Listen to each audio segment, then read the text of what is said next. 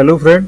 आज से हम एक नई सीरीज पे चर्चा करेंगे और ये सीरीज आपके उत्तर प्रदेश मुख्य परीक्षा में सामान्य हिंदी के अनिवार्य प्रश्न पत्र के लिए आयोजित की जा रही है। इसमें हम सबसे पहले तो देख लें कि उत्तर प्रदेश सामान्य हिंदी का जो प्रश्नों का प्रारूप है वो किस तरह का है, और इसके बाद हम इसके खंडवार चीज़ों को देखेंगे और उसके अनुसार अपनी स्टडी को आगे बढ़ाएंगे। सबसे पहला जो इसका प्रश्न आता है, मैंने संकलन किया है, किसी वर्ष का है ये। तो ये देखिए कि सबसे पहला जो खंड है वो है आपका एक पैरा दिया हुआ है, ठीक है। इसका आपको भावार्थ बताना है। भावार्थ मतलब इसका अर्थ आप किस तरह से समझते हैं, उनको अपने शब्दों में लिखना है। और जो कुछ अंडरलाइंड सेंटेंस हैं उनके बारे में आपको अपने विचार रखने हैं। इनकी शब्द सीमा सीमित होती है, 5-5 मार्क्स के हैं, मतलब ये लगभग 30 से 40 वर्ड में आपको लिखने होते हैं। तो पहला ये है भावार्थ और उसका रेखांकित अंशों की व्याख्या। तो ये 30 अंक का है जो कि आपके लिए महत्वपूर्ण है, इनकी तैयारी आपको करनी पड़ेगी। दूसरा एक खंड है ये संक्षेपण। जो दूसरा क्वेश्चन बनता है वो संक्षेपण से बनता है। इसमें एक पैरा दिया हुआ है, इसको 1/3 आपको करना है। ये जितने वर्ड में है उसके 1/3 वर्ड में आपको लिखना पड़ेगा। तो उसकी कला हम लोग आने वाले वीडियो में देख लेंगे कैसे संक्षेपण करें। तो इनका एक देखिए कि इसमें शीर्षक भी बताना है आपको। शीर्षक का आपको 5 मार्क्स दिया गया है। शीर्षक इसमें बहुत बड़ा नहीं होता है, 2-3-4 वर्ड बहुत हो गया एक शीर्षक के लिए।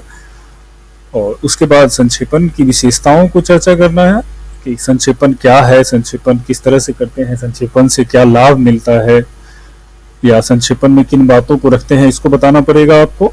और थर्ड जो है, जो मेजर है, वो 20 नंबर अंक का है, वो है इसका 1/3 में सारांश, इसका संक्षेपण इसको रखना और संक्षेपण और सारांश में अंतर बताते हुए। तीसरा खंड है ये है पत्र लेखन से संबंधित, और इस पत्र लेखन में आपको सरकारी, अर्ध सरकारी परिपत्र और अधिसूचना जैसे हैं। तो इसको मैंने अलग से जो सिलेबस है उस पर चर्चा किया है कितने तरह के पत्र आएंगे, ठीक। जो अगला खंड है ये शब्द ज्ञान से संबंधित है। इसमें आपको 4-5 तरह के प्रश्नों को उत्तर देना होगा। तो सबसे पहला है उपसर्ग, फिर उसके बाद प्रत्यय, फिर विलोम शब्द, अनेक शब्दों के लिए एक शब्द और अशुद्धि। ये 4-5 जो चीज है उनसे लगभग आपको 40 अंक बन रहा है। ये 40 अंक ये आ रहा है।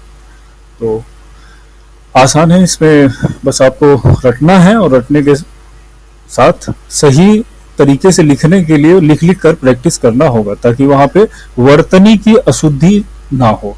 और अंतिम लेकिन अत्यंत महत्वपूर्ण, क्योंकि ये 30 अंक का है, तो वो है लोकोक्ति और मुहावरे। तो इनको आपको 2 काम करने हैं यहाँ पे, एक अर्थ स्पष्ट करना है और दूसरा वाक्य में प्रयोग करना है। तो ये दोनों चीजों को आप दिखाते हुए चलेंगे, तभी आपको पूरे अंक मिलेंगे, ठीक है। अब आइए इसका सिलेबस हम देख लें।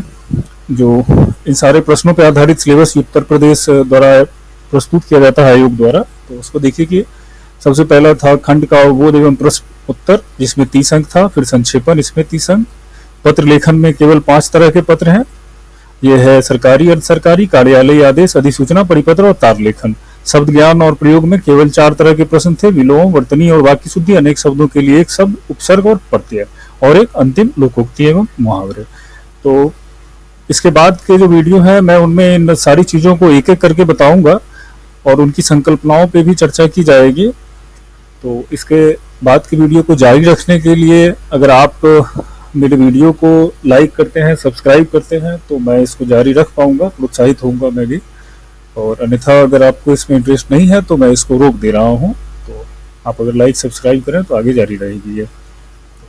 अगली वीडियो में देखते हैं क्या होता है। धन्यवाद।